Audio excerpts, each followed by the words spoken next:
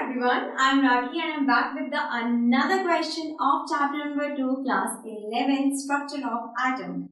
In this video, I'll be explaining you question number 20 and page number 66 of this chapter. So first of all, let's have a look on the question. Question is, calculate the wavelength of an electron moving with a velocity of 2.05 into 10 raised to power 7 meters per second. ठीक है, so let's begin with the solution.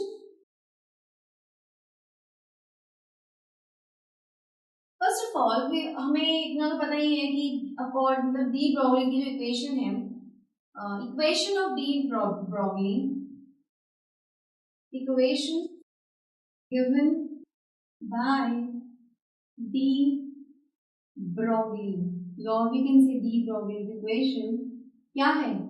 Lambda is equal to h upon में mv. ये de Broglie में equation है, जहां पर lambda is equal to what? Wavelength of moving particle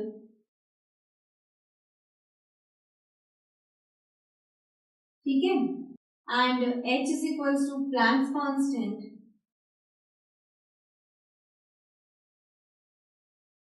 and m is equals to mass of particle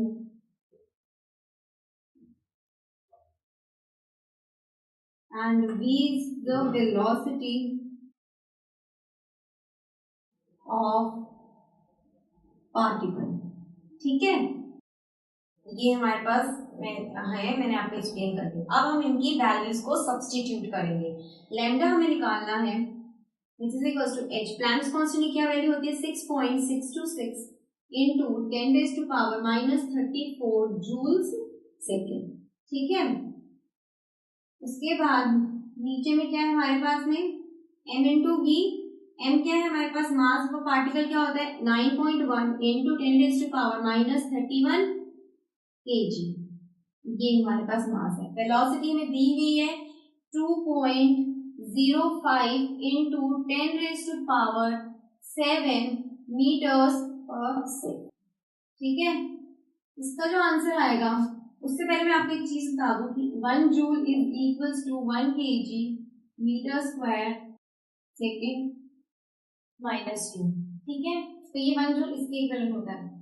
अगर हम conversion हमें चाहिए होंगी तो we will be applying this to cancel off what. देखो, अगर मैं इस जूल की जगह, इस 1 जूल की जगह लगा दूं 1 kg metre square second minus 2, तो वो kg, वो वाला kg इस kg से कट जाएगा. ठीक है, यहाँ मेरे पास मीटर है और ऊपर मीटर स्क्वायर है, तो ये वाला मीटर उससे कट जाएगा.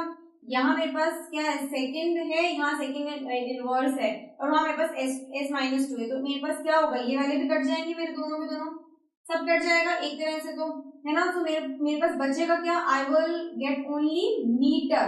मेरे पास सिर्फ मीटर बचेगा उस केस के अंदर. तो अब देखिए, अगर मैं इस जूल सेकेंड की जगह अगर मैं ये लगाती हूँ, चलो मैं लगाती हूँ, फिर आपको एक्सप्लेन करती हूँ कि 6 point lambda is equals to 6.626 into 10 raised to power minus 34. ठीक है, 34 जूल्स की जगह मैं लगा रही हूँ kg metre square s minus 2. ठीक है, और इंटू सेकेंड है यहाँ पर. ओके, डिवाइडेड बाय में 9.1 into 10 raised to power minus 31 kg आ गए यहाँ मेरे पास में, और मल्टीप्लाई किया 2.05 into 10 raised to power 7 meters पर सेकेंड है यहाँ मेरे पास में. अब इस kg से ये kg कट गया, इस मीटर से ये मीटर वाला कट गया. यहाँ मेरे पास s माइनस 2 था और यहाँ मेरे पास s, तो यहाँ s इनवर्स बच जाएगा मेरे पास में. देखिए क्या हो गया? 6.626 into 10 raised to power minus 34. यहाँ s माइनस 2 है और यहाँ s का प्लस 1 है, तो माइनस 2 और 1 इज माइनस 1, तो सेकेंड इनवर्स आ गया मेरे पास में, और एक मेरे पास मीटर वाली टर्म है. नीचे गए तो 9.1 into 10 raised to power minus 31 into 2.05 into 10 raised to power 7. ये जो सेकंड मैंने नीचे लिखा मीटर पर सेकंड, इस सेकंड को मैं ऊपर लेके आऊंगी तो यहाँ पर मेरे पास सेकंड इनवर्स होगा. ये सेकंड इनवर्स और ये सेकंड इनवर्स कट डाउन होंगे. अब देखिए इसका आंसर मीटर में आ गया. देयरफॉर जो मेरा लैम्डा है it becomes is equals to 3.55 into 10 raised to power anybody 3.55 10 raised to power को निकाल लोगे माइनस 11 मीटर. ठीक है, तो लैम्डा की वैल्यू क्या है मेरी 3.55 इंटू 10⁻11 मीटर्स। अब आप देखिए यहाँ कन्वर्जन का कितना इंपॉर्टेंस है। अगर मुझे कन्वर्जन नहीं पता होता तो और मैं सीधे ये वाला आंसर लिख देती 3.55 इंटू 10⁻11 मीटर, तो आप भी सोच में पड़ जाते कि मैम ने डायरेक्ट आंसर कैसे लिख दिया है। मैंने आपको यहाँ ये बताया है कि यहाँ कन्वर्जन का कितना इंपॉर्टेंट है, हमें पता होना चाहिए कि भाई 1 जूल किसके इक्विवेलेंट है। मैंने आपको वहां बताया 1 अर्ग इज इक्वल्स टू 10⁻⁻7 जूल्स बताया। यहाँ मैंने बताया 1 joule is equals to 1 kg metre square second minus 2। ठीक है, मैंने आपको ये सारी चीजें बताई। तो अब यहाँ देखिए कितना इंपॉर्टेंस है कन्वर्जन का। फॉर्मूला तो आपको पता ही होगा, डी ब्रोगली इक्वेशन आपको पता ही होगी, lambda is equals to h upon mv। लेकिन कन्वर्जन्स थोड़ी पता होते हैं, कन्वर्जन्स को हमें याद करना होता है। तो मैं आपको दोबारा से बता रही हूँ, आई जस्ट वांट इट कि आपके दिमाग में सीप डाउन कर जाए, आप इस पॉइंट को मार्क कीजिए कि please while we are studying physics chemistry you should know the conversions. Conversions नहीं पता होंगी और अगर आपको फॉर्मूला आता है, आपके पास सारी वैल्यूज है, तो आप करेक्ट आंसर नहीं निकाल सकते हैं किसी भी कीमत पर। So please conversions are very important, you should mark my words and you should now work on the conversion point also. Make your conversions very strong. कि conversions weak तो question solve नहीं हुआ, it will be incompleted and you will be in total loss. ठीक है, so conversions important है, यहाँ मैंने आपको importance बता भी दी।